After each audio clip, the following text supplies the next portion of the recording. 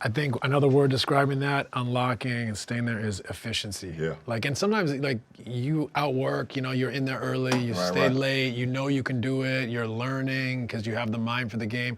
But like, it takes maturity to like figure out what efficiency really means, right? What it really means. Like, other stuff happens in your life, you become bigger, social media comes into the world, you start a family. Right.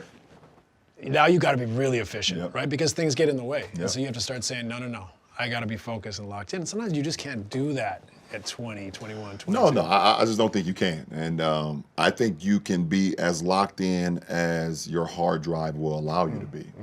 You know, I've always said this saying, like, the best teacher in life is experience, and you have the ability to go through a career and a profession where you have, instances and moments that will either shape you to understand what's coming next or not. Right. And it's up to you, like, how much more do you want to be put in that position because you know how to handle it the next time. So, I think, even when you do become a champion, if you're able to become a champion at 20 or 21 or 22, you're still not tapped in. I mean, when Kobe came in, he had a couple years, and then Shaq came to the team, and I think he won his first one at like 21 or 22. Yep. But he wasn't the Kobe that we all saw in 2008, 2009, 2010, when he was really able to define his game and hone in on his skill, his efficiency, his mind. Yep. We saw the complete Kobe Bryant, then. So I think it just takes time. Yeah, for sure. Yeah, it's an interesting one because, like, it seems so obvious at this end of our careers and lives, right? But you look back and you're like, yeah, you know what? I probably wasn't as efficient back then. So like, there is even if you tell this story to, like, talking to Bronny, right?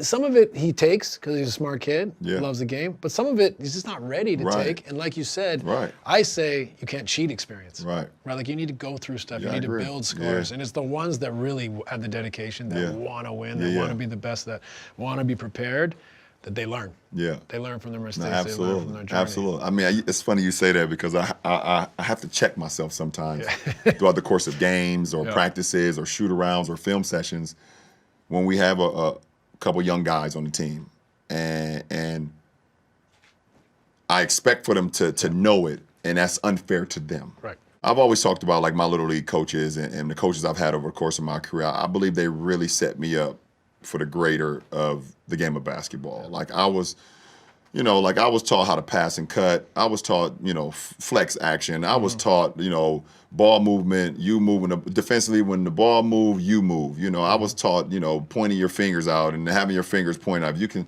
see, your man, and the ball, then you're in the right position. I was taught that, if you're not getting more satisfaction out of seeing the success of your teammates, then what are you doing it for? Like, I was taught all those things. And then also being able to lock in, like, okay, if a coach writes down a play on the board, on the whiteboard, to not mess it up on when you get out on the court. Like, we would study those things. And this was like 8, 9, 10, 11 years, when I was 11, 12. All still applicable today. All today. And like, for one of my pet peeve is a coach writing a play on the board, and 20 seconds later, the guys go out there and it up. Yeah. That's one of my pet peeves. But back to what I was saying, like, I expect excellence out of everyone, and I expect for everyone to know exactly what we're doing, how we're supposed to do, and what's going to happen.